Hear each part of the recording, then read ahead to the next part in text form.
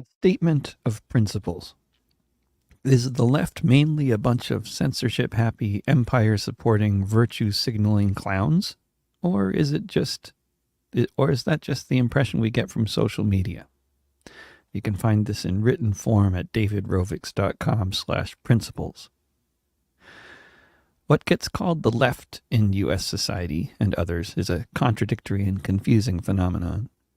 People who identify their political orientation with words like anarchism, communism, socialism, social democracy may support exclusive and even authoritarian policies and organizing tactics, while others identifying with supposedly the same ideologies engage in inclusive forms of organizing and support things like open discourse and free expression.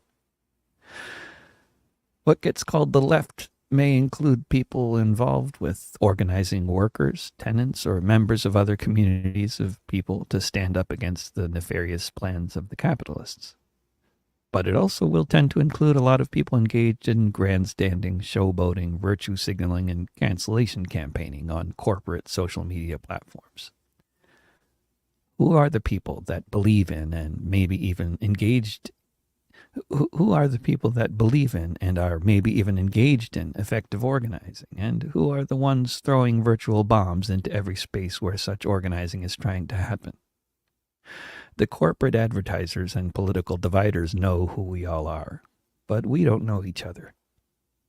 If you agree with the basic orientation represented by the 10 no-brainer points below and you'd like to put your name to a public statement to that effect, email me at david@davidrovics.com with your name and any other relevant info to put along with it, such as your occupation or organization you may represent. When we've got a good collection of names, we'll add them to this statement and publish it in other places.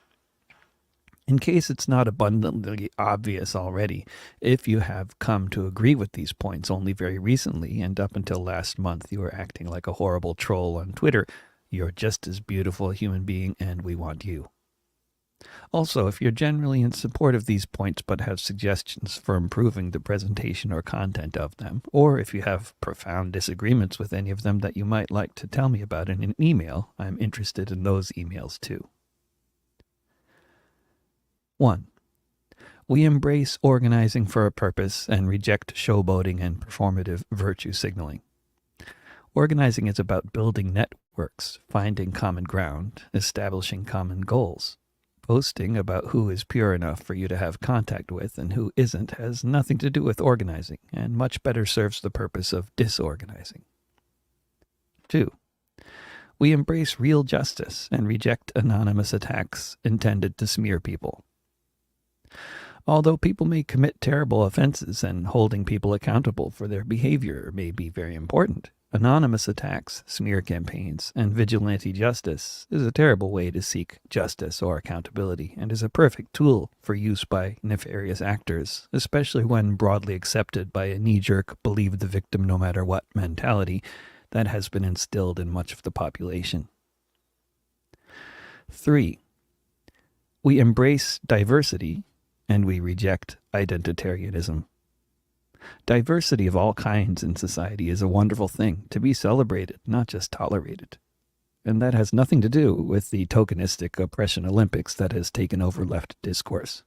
We must not let our diversity get used against us like this, as a tool for divide and conquer, as a means of getting us all to squabble over crumbs dropped from the tables of the billionaires. 4. We embrace free discourse and reject no platforming.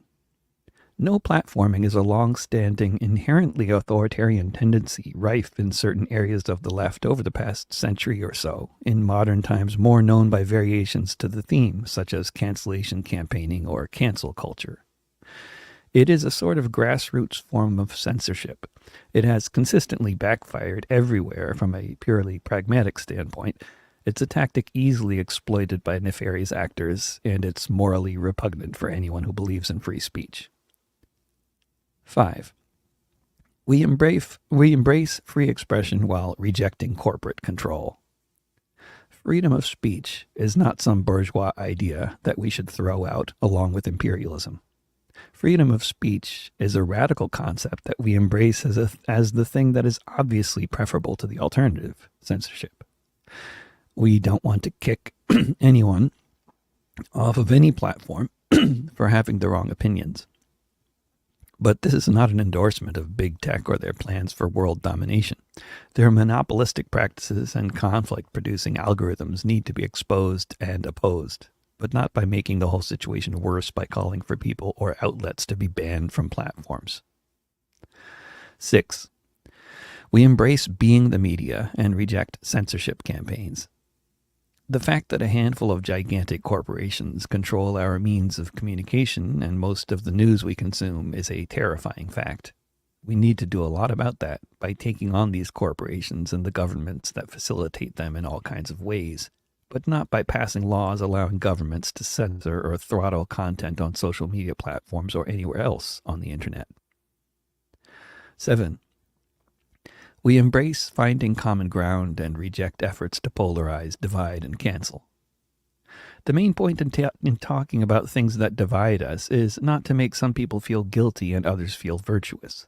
The point is to find ways to work together to achieve common goals, despite these divides, and perhaps even to overcome these divides in that process. This is very different from forming subgroups within subgroups in order to further highlight divisions within divisions for no apparent purpose aside from claiming some amorphous form of higher ground. 8. We embrace communication and education and reject harassment, vilification, doxing, and other personal attacks. Nobody learns from being attacked and harassed. In fact, attacking and harassing people tends to make them angry and cause them to become more entrenched in their feelings or positions. How did the notion become so widespread that harassing and vilifying right-wingers or other people you don't like is useful in any possible way? It's not. It's the opposite, in fact. It's completely counterproductive. We need to find common ground, build bridges, understand how we're being used, not shout at each other, either online or downtown. 9. We embrace real organizing and reject word policing and other forms of elitism. Real, effective, useful organizing means diverse people working together to achieve common goals, such as organizing a union at a workplace to collectively demand higher wages or organizing tenants into a tenant union to collectively demand lower rent. Any such group will inherently involve people with all kinds of differences. In order for a group to function, it can't have some kind of vetting process where anyone getting involved has to know all the right vocabulary words to use in order not to offend the modern liberal. This is not the way forward. Popular education does not occur in the process of calling people out for using the wrong pronoun or acronym. 10. We embrace differences of viewpoints and reject ostracizing people who don't share ours.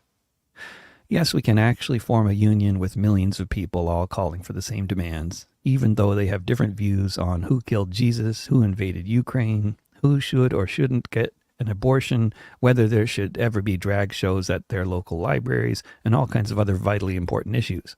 And in fact, this kind of coalition is the only way anything useful ever happens anywhere. Opposing such coalitions on the basis of someone or some group within it having the wrong views on something is a means of dividing and conquering unions, not a way to build anything, and not a way to win hearts and minds of all those whose hearts and minds we, and hopefully not the capitalists and imperialists hell-bent on global domination, need to win.